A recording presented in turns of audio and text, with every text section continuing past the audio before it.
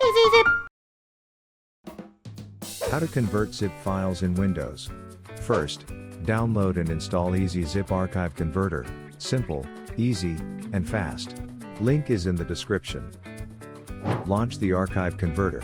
Click the Select Archive File button to open the file chooser and pick the zip file you wish to convert.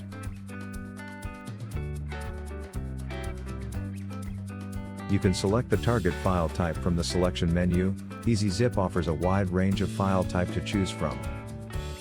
After choosing your desired file type, click the blue Convert button and let ezyZip do its magic. Once the conversion is complete, click on the Save button to save the converted file to your selected destination folder. It's that easy. I hope that helps. Please click the logo and subscribe. It would mean a lot to us. ezyZip.